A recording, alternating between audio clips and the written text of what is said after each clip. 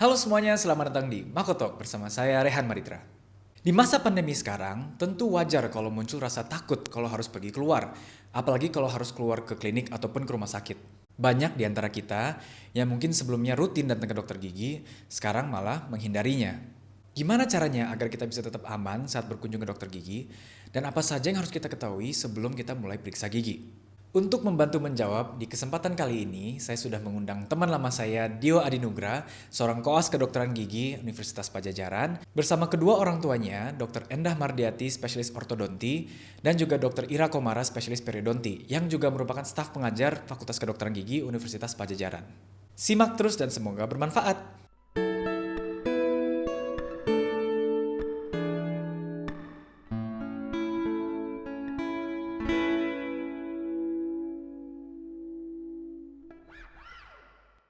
Halo teman-teman, perkenalkan, saya Dio Dinugra.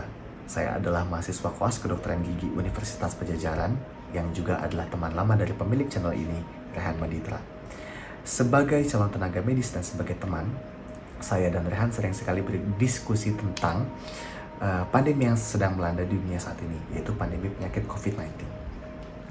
Biasanya topik diskusi kami berkutat di antara bagaimana caranya kita bisa tetap memberikan pelayanan bagi masyarakat dengan aman dan optimal tanpa mengorbankan keselamatan keluarga kami di rumah. Atas diskusi tersebut, saya dan Rehan merasa pentingnya beberapa hal untuk diketahui masyarakat, terutama pada kali ini untuk ranah kebidangan saya di kedokteran gigi. Oleh karena itu, kali ini saya ditemani orang tua saya yang juga adalah dokter gigi spesialis dan staf pengajar di Fakultas Kedokteran Gigi Universitas Padjadjaran, ingin memberikan sedikit informasi tentang pelayanan kedokteran gigi di masa pandemi untuk memberikan gambaran bagi masyarakat dengan menjawab pertanyaan yang telah disampaikan oleh teman-teman semua di platform Instagram @makotalk.id. Kita langsung saja masuk ke pembahasannya. Oke teman-teman, langsung saja kita mulai. Pertanyaan utama yang akan dibahas kali ini adalah apakah sudah aman untuk datang ke dokter gigi? Pertanyaan ini adalah pertanyaan yang cukup besar teman-teman. Jawaban dari pertanyaan ini akan menjadi kesimpulan dari keseluruhan video yang akan lebih dibahas secara detail di akhir video ini. Untuk mendapatkan pemahaman yang lebih menyeluruh, kita akan mulai dengan membahas pertanyaan-pertanyaan yang lain terlebih dahulu, dimulai dengan pertanyaan yang berhubungan dengan protokol kesehatan gigi bagi tenaga kesehatan gigi ataupun bagi pasien yang akan datang untuk mendapatkan pelayanan kesehatan gigi.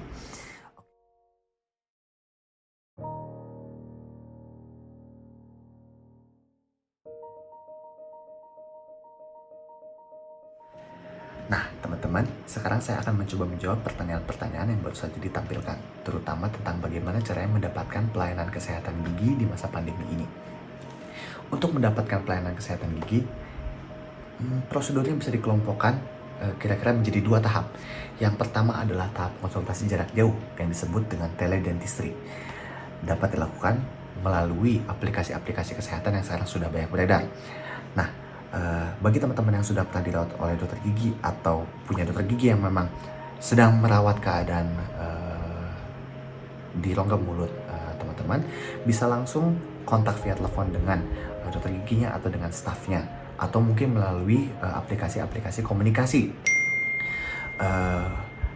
Hal ini dilakukan untuk mendapatkan satu jawaban, untuk mengetahui apakah kasus yang dialami oleh teman-teman semua merupakan salah satu kasus yang dapat dirawat dengan aman di masa pandemi atau membutuhkan perawatan segera. Nah, mengapa itu butuh diketahui? Karena teman-teman, di masa pandemi ini tenaga kesehatan memiliki protokol untuk menentukan prioritas jenis perawatan yang harus segera dilakukan atau dapat dilakukan berdasarkan ketentuan Lembaga Persatuan Kedokteran Gigi Indonesia dan pemerintah. Namun, hal ini juga bergantung kepada kesiapan fasilitas kedokteran gigi masing-masing dari dokter giginya untuk dapat melakukan perawatan-perawatan tersebut secara aman dan optimal bagi pasien dan juga bagi dokter gigi dan seluruh staf pendukungnya. Dari proses teledentistry ini atau konsultasi jarak jauh dengan dokter gigi Anda akan mendapatkan beberapa kemungkinan jawaban. Pertama, apabila kasus yang dialami oleh teman-teman semua tidak memerlukan perawatan segera atau atas pertimbangan lain dinyatakan tidak memerlukan perawatan langsung, maka dokter gigi akan memberikan instruksi lebih jauh untuk membantu permasalahan Anda. Namun, apabila kasus yang dialami perlu ditangani segera atau dinyatakan aman dan dapat dilakukan di masa pandemi ini, Anda akan diajukan beberapa pertanyaan atau dikirimkan formulir screening, riwayat kesehatan, dan hal-hal lain yang berkaitan dengan penyakit COVID-19. Apabila atas alasan tertentu berdasarkan hasil proses screening dari formulir ini atau pertanyaan-pertanyaan yang nanti diajukan dinyatakan bahwa Anda belum dapat menjalankan perawatan dengan aman, maka dokter gigi atau staf akan menginstruksikan hal yang perlu dilakukan sebelum bisa menjadwalkan perawatan kedokteran gigi. Nah, apabila setelah melalui proses screening tersebut Anda dinilai dapat mendapatkan perawatan dokter gigi dengan aman, maka Anda akan diarahkan untuk menjadwalkan kedatangan. Karena pada masa pandemi ini kapasitas penanganan pasien perlu diturunkan dan pasien hanya boleh berkunjung setelah menjadwalkan kedatangan. Jadi tidak ada walk-in patient, yaitu tidak ada pasien yang bisa langsung datang dan mendapatkan perawatan langsung tanpa membuat jadwal. Hal ini perlu dilakukan untuk meminimalisir jumlah pasien dalam fasilitas klinik kedokteran gigi atau dimanapun itu di rumah sakit atau di klinik pribadi pada satu waktu. Supaya kalau ada penyakit yang tidak terdeteksi, kemungkinan resiko penularannya tetap terjaga di sangat minimum.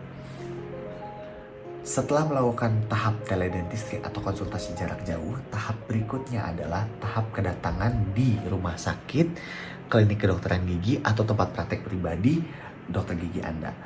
Yang perlu diperhatikan adalah nomor 1, terapkan kebiasaan hidup sehat mulai dari menggunakan masker, menjaga jarak, tidak menyentuh apapun yang tidak perlu disentuh, mencuci tangan sesuai ketentuan WHO, atau menggunakan hand sanitizer dari waktu ke waktu, membuka gagang pintu dengan siku, mematuhi kapasitas maksimal di lift, memencet tombol lift dengan siku, membelakangi satu sama lain di dalam lift, mematuhi etiket batuk dan bersin, menghindari menyentuh wajah sebelum mencuci tangan atau menggunakan hand sanitizer, dan tidak berjabat tangan. Selain itu, perlu diperhatikan juga untuk membatasi jumlah orang yang menemani kedatangan Anda ke klinik kedokteran gigi. Kalau bisa dianjurkan datang sendirian, namun apabila harus ditemani, maksimal ditemani oleh 1 orang. Kedua, cuci tangan atau menggunakan hand sanitizer yang disediakan di area masuk klinik. Begitu sampai, segera cuci tangan atau menggunakan hand sanitizer. Setelah itu yang ketiga, mengikuti prosedur pengukuran suhu tubuh menggunakan termogan. Apabila suhu tubuh baik, tidak demam, maka Anda akan dipersilahkan melanjutkan prosedur check-in di resepsionis. Namun apabila Anda datang dalam keadaan demam, maka akan diinstruksikan lebih jauh apa yang harus dilakukan. Demam bisa terjadi karena permasalahan gigi Anda, atau bisa jadi karena keadaan lain. Dokter akan diberitahukan oleh staf dan Anda akan diinformasikan apakah perawatan tetap harus dilanjutkan atau ditunda. Oke, setelah itu akan diarahkan untuk mengisi formulir screening gejala COVID dan riwayat kesehatan untuk mengetahui keadaan terbaru Anda di tempat. Jadi ketika dalam prosedur teledentistry akan dilakukan screening juga melalui pertanyaan atau melalui formulir, tapi begitu mencapai tempat klinik kedokteran gigi juga akan dilakukan screening melalui pertanyaan atau melalui formulir. Apabila ada konsiderasi lain yang perlu dibicarakan kepada Anda setelah melalui proses screening ini, maka Anda akan segera diinformasikan oleh dokter gigi atau staf kedokteran gigi yang ada di tempat. Kemudian Anda akan diminta untuk menunggu di ruang tunggu, atau lebih baik lagi menunggu di mobil. Apabila menunggu di ruang tunggu, maka harus diperhatikan untuk tetap menjaga jarak minimal 1 meter dari orang lain. Saat tiba waktunya masuk ke ruangan perawatan, cuci tangan dan gunakan hand sanitizer yang disediakan di area masuk ruangan perawatan. Apabila Anda datang dengan orang yang menemani, maka mereka harus tetap menunggu di ruang tunggu atau menunggu di mobil. Setelah itu, masuklah ke ruangan perawatan dengan tetap menjaga jarak dan menggunakan masker sampai tiba waktunya duduk di dental chair dan melakukan perawatan atau pemeriksaan. Anda akan diinstruksikan untuk berkumur ketika akan memulai perawatan atau pemeriksaan ini. Berkumurnya itu berkumur dengan antiseptik khusus 30 detik di bagian depan mulut dan 30 detik di bagian belakang rongga mulut. Setelah ini perawatan akan mulai dilakukan. Setelah selesai, kembali gunakan masker dan gunakan hand sanitizer di saat keluar dari ruangan perawatan.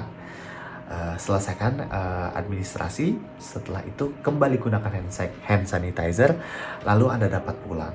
Ketika sampai di rumah, segera mandi sebelum berkontak dengan siapapun yang ada di rumah dan cuci pakaian dengan deterjen sebagaimana kebiasaan bepergian di masa pandemi biasanya. Nah, teman-teman, kurang lebih itulah protokol yang perlu diperhatikan oleh pasien kedokteran gigi. Di luar itu, sampai saat ini belum dicantumkan di dalam protokol bahwa pasien kedokteran gigi memerlukan prosedur rapid test terlebih dahulu. Jadi, teman-teman yang mau datang ke dokter gigi tidak perlu rapid test dulu. Perbedaan perawatan kedokteran gigi di masa pandemi COVID-19 di luar dari yang telah dijelaskan di atas, ada beberapa hal, teman-teman. Ini sebagai info tambahan dan menjawab pertanyaan yang terakhir yang tadi ditampilkan.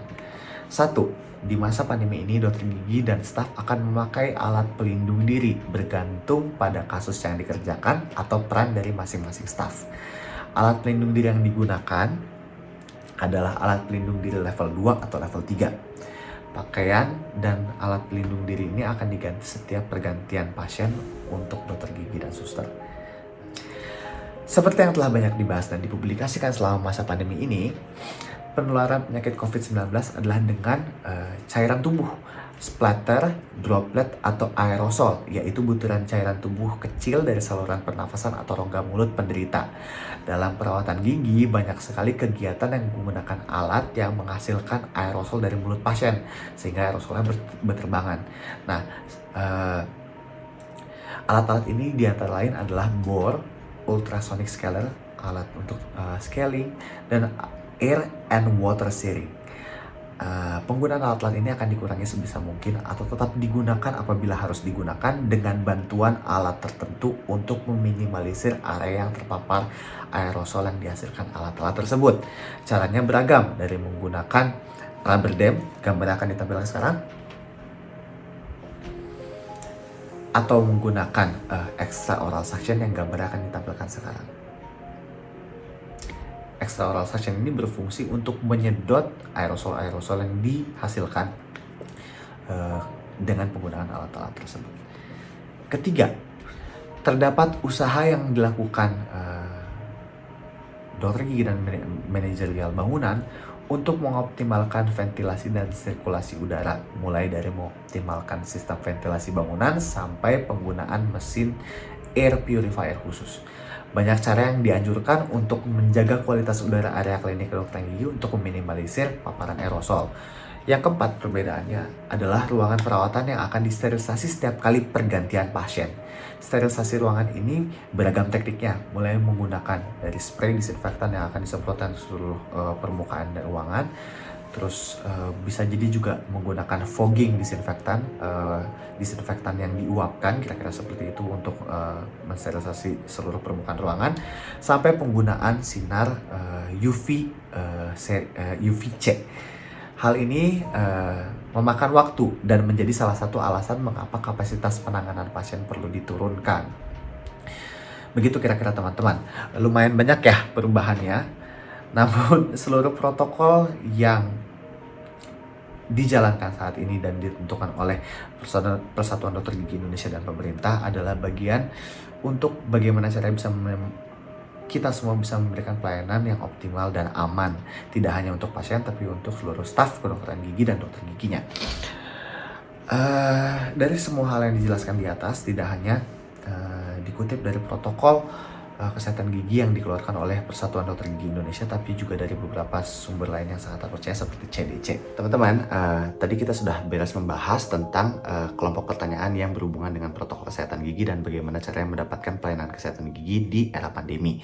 Sekarang saya akan melanjutkan ke kelompok pertanyaan yang berhubungan dengan perawatan-perawatan kedokteran gigi di masa pandemi. Selanjutnya ada 5 pertanyaan yang kemungkinan besar bisa dijawab dengan satu penjelasan.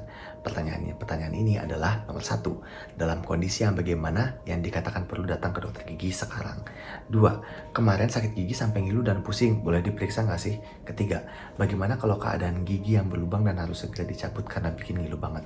Keempat, untuk anak yang sakit gigi karena gigi berlubang, apakah harus segera ke dokter gigi?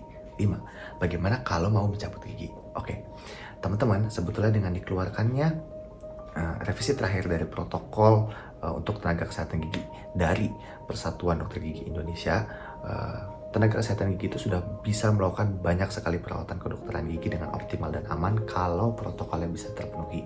Jadi mungkin pertanyaannya bukan kasus apa yang harus datang nih di saat ini untuk dokter gigi, bukan, tapi lebih ke arah kasus apapun tapi apa prioritasnya gitu, kira-kira seperti itu. Nah, untuk menentukan prioritas kasus tersebut dibutuhkan diketahuinya banyak sekali faktor yang hanya bisa diketahui dengan teledentistry atau konsultasi langsung. Konsultasi jarak jauh. Nah, jadi pada intinya untuk 5 pertanyaan ini jawabannya nomor satunya adalah konsultasi jarak jauh atau teledentistry. Oke. Tiga penanya di sini mengeluhkan adanya rasa sakit. Nah, rasa sakit ini juga nanti akan dikemukakan ketika konsultasi dan nanti akan dilihat apakah butuh perawatan atau mungkin bisa saja kayak dikasih dulu obat anti sakit karena setelah dokter giginya setelah mempertimbangkan banyak sekali faktor yang Anda telah ceritakan, lebih baik untuk diberikan obat terlebih dahulu dan tidak dilakukan perawatan. Tapi bisa jadi juga langsung dijadwalkan untuk melakukan perawatan. Jadi lakukan konsultasi jarak jauh dan teledentistry. Setelah itu ini buat yang pertanyaan keempat itu mungkin adiknya atau anaknya dari penanya di sini ya, itu anaknya sakit gigi, itu bisa kontak berkonsultasi ke dokter gigi umum atau dokter gigi spesialis anak apabila membutuhkan perawatan yang jauh lebih spesifik. Setelah itu untuk yang mau cabut gigi bisa berkontak konsultasi jarak jauh dengan dokter gigi umum atau dokter gigi spesialis bedah mulut. Oke teman-teman, selanjutnya ada 3 pertanyaan tentang tambal gigi. Saya akan coba bahas ya. Pertanyaan pertama adalah penanganan gigi bolong gimana dok? Di daerah saya klinik belum ada yang buka, mau ke rumah sakit tapi agak ngeri. Yang kedua, bagaimana protokol kesehatan jika akan tambal gigi? Yang ketiga, kalau mau ke dokter, kalau tambal gigi harus menggunakan protokol kesehatan. Oke, untuk pertanyaan-pertanyaan yang berhubungan dengan protokol, tadi pasti sudah terjawab teman-teman di awal penjelasan awal tentang protokol. Nah, selanjutnya ini ada beberapa yang pengen saya bahas tentang tambal giginya. Nah, tambal gigi itu mungkin teman-teman tadi takut gara-gara mendengar kayak tambal gigi tuh pakai bor, udah gitu bor tuh menghasilkan aerosol, terus nanti gimana kalau ada pasien sebelum saya yang ternyata COVID atau apa ini itu. Enggak, tenang teman-teman karena sudah ada protokolnya, kira-kira seperti itu. Ruangan selalu disterilkan dan lain-lain.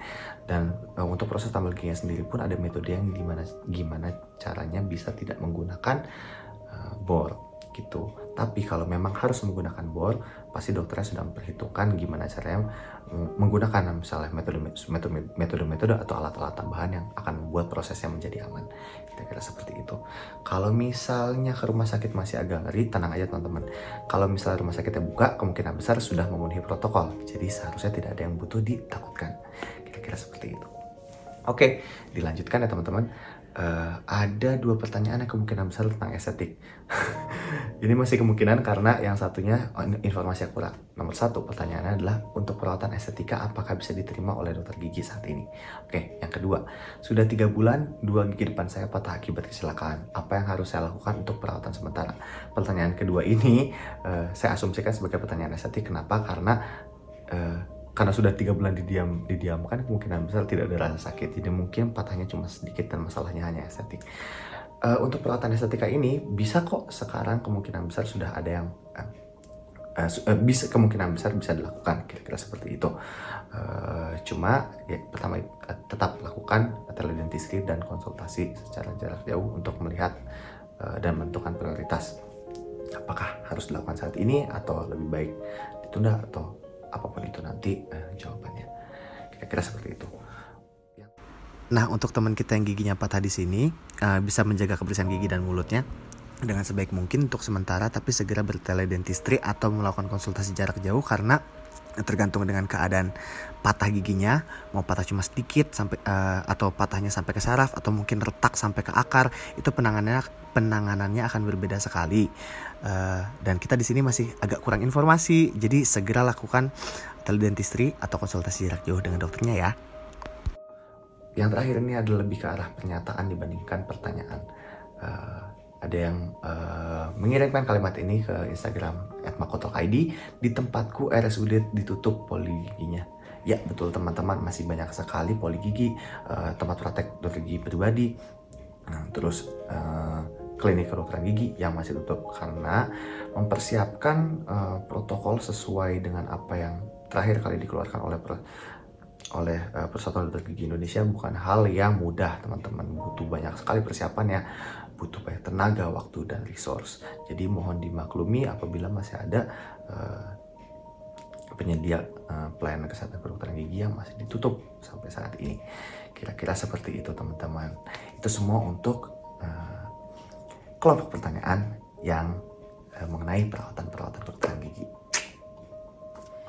Teman-teman, untuk pertanyaan yang berhubungan dengan spesialis ortodonti atau berhubungan dengan pemasangan atau perawatan kawat gigi akan dijawab oleh ibu saya, Dr. Endah Mardiati, spesialis ortodonti.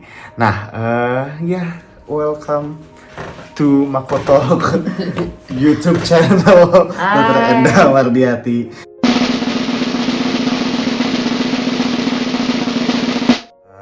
Ada 2 pertanyaan yang kemungkinan besar bisa dijawab dengan satu jawaban karena pertanyaannya mirip, yaitu adalah yang berhubungan dengan sudah lamanya tidak kontrol dan bagaimana dampaknya. Kira-kira seperti itu. Nah, ini saya bacakan ya pertanyaannya. Kak, apa dampak kawat behel dan karetnya yang belum diganti selama beberapa bulan karena dokter gigi yang merawat behelnya masih tutup? Oke, itu yang pertama. Yang kedua adalah, Dok, ini aku pakai behel jadinya sudah 5 bulan lebih tidak kontrol, sebaiknya harus gimana? Ya, Oke.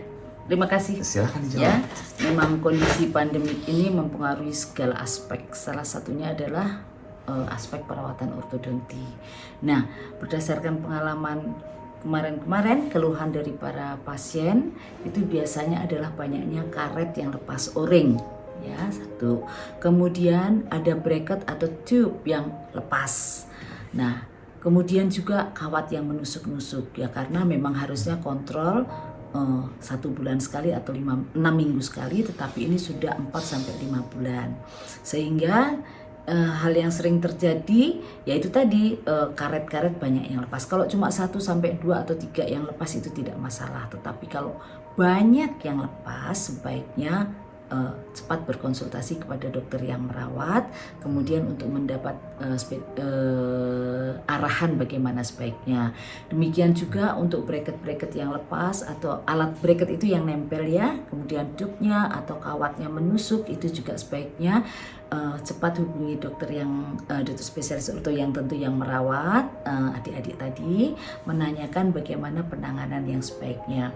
Andai kata sangat urgent, misalnya terjadi luka atau sariawan akibat kawat yang menusuk atau bracket yang lepas yang menggerus-gerus ke permukaan mukosa bibir atau pipi, bagian dalam pipi ya. Bagian dalam pipi tentu itu wajib cepat menghubungi dokter spesialis ortodonti yang merawat untuk diberi arahan, misalnya dengan obat kumur atau dengan obat-obat tertentu, atau mungkin justru disarankan kepada rumah sakit yang ada pelayanan perawatan ortodonti yang buka untuk mengatasi masalah itu sementara.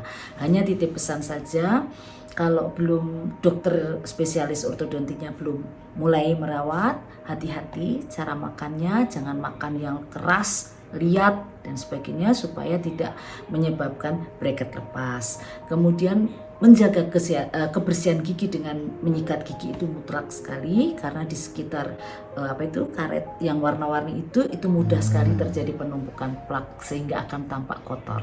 Karet yang warna-warni itu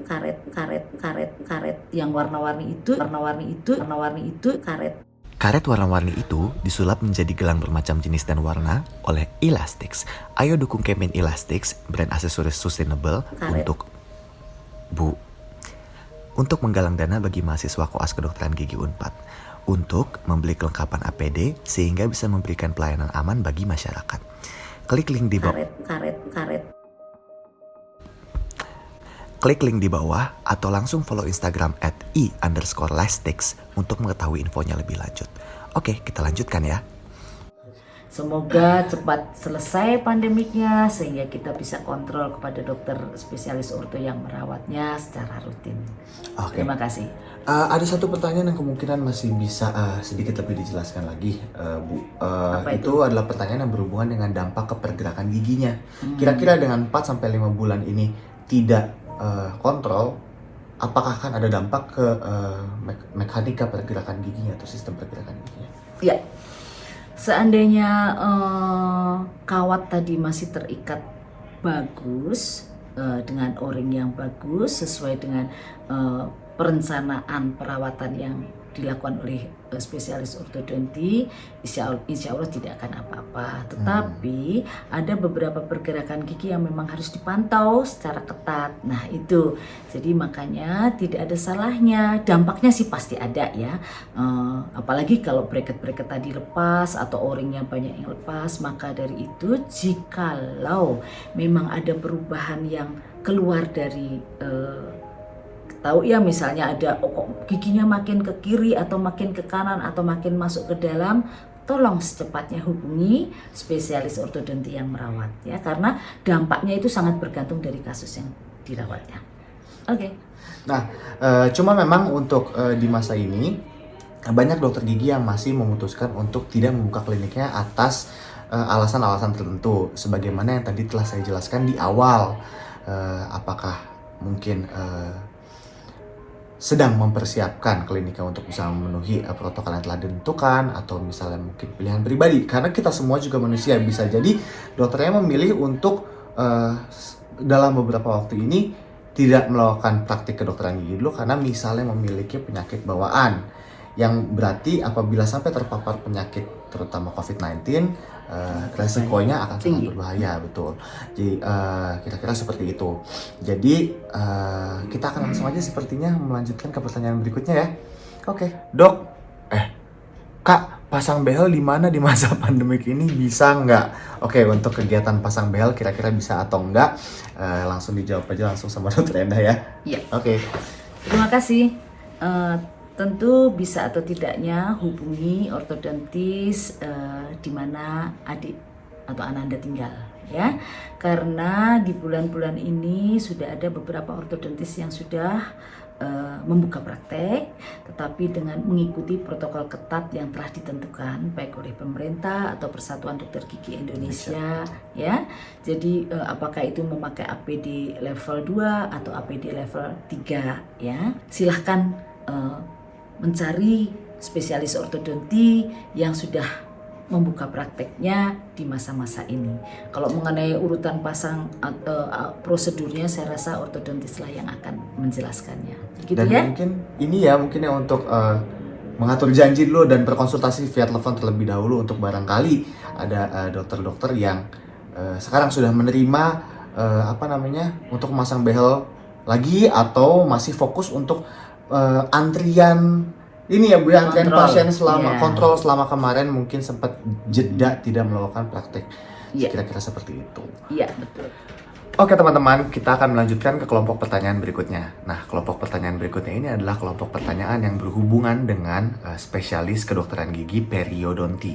Periodonti itu adalah spesialis gigi yang mendalami tentang jaringan-jaringan pendukung gigi, jaringan-jaringan di sekitar gigi seperti gusi, tulang, dan hal-hal lainnya yang mendukung posisi tempat keberadaan gigi itu sendiri atau mendukung kesehatan gigi itu tersendiri, kira-kira seperti itu. Nah, jawaban dari kelompok pertanyaan ini akan dijawab oleh Dr. Ira Komara, spesialis periodonti yang merupakan ayahanda saya. Pak, silahkan masuk ke dalam frame. Halo. Halo, Apa kabar? Perkenalkan, ini Dr. Ira Komara. Ya.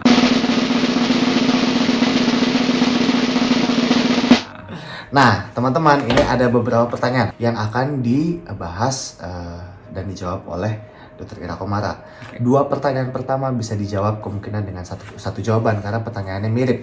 Pertanyaannya itu adalah apakah di masa pandemi ini scaling itu sudah aman untuk dilakukan? Satu, karena ya biasanya sudah banyak ya teman-teman yang sudah melakukan perawatan scaling rutin dan sekarang mungkin jadi tidak bisa karena dalam keadaan pandemi dan masih khawatir karena dalam keadaan pandemi kira-kira seperti itu. Gimana Pak kalau misalnya scaling di masa pandemi kayak gini, apakah sudah bisa dilakukan atau kalau misalnya bisa dilakukan mungkin bagaimana detailnya? Ya, begini saudara-saudara sekalian ya. Jadi biasanya penyakit gusi itu disebabkan oleh adanya plak dan adanya kalkulus, karang gigi. Jadi kalau karang giginya sudah mulai menimbulkan infeksi, biasanya disertai dengan keluhan bengkak dan berdarah. Oh, sebentar. Ya. Ini buat teman-teman yang belum familiar dengan istilah scaling. Scaling adalah perawatan untuk membersihkan karang gigi. Kira-kira seperti itu. Oke, jadi yang pertama tadi menyebabkan infeksi dan gusinya berdarah. Kemudian yang kedua, kalau karang giginya cukup banyak, biasanya menimbulkan keluhan estetik karena warnanya menjadi kehitaman dan mengganggu penampilan, terutama kalau di gigi depan. Nah, aman tidaknya suatu perawatan pembersihan karang gigi atau scaling ini dilakukan itu tergantung ya. Kalau sekiranya dilakukan dengan tindakan manual saja menggunakan alat-alat yang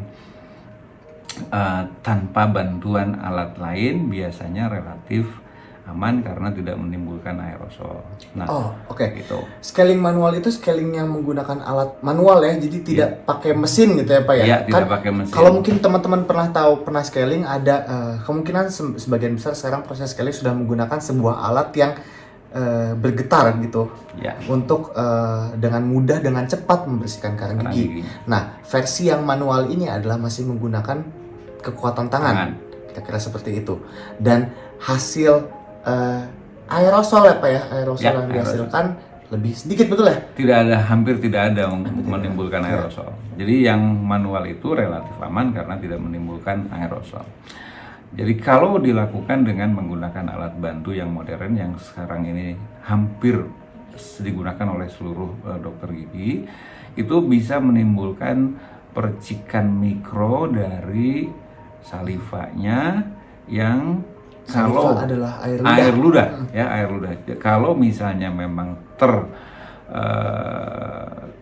terbang karena percikan tersebut berupa percikan mikro yang kecil sekali ukurannya, maka bisa menimbulkan fase penularan dari SARS-CoV-2 ini. Itu yang harus diwaspadai. Gitu. Jadi tergantung aman atau tidaknya, tergantung dari kelengkapan dari dokter yang melakukannya.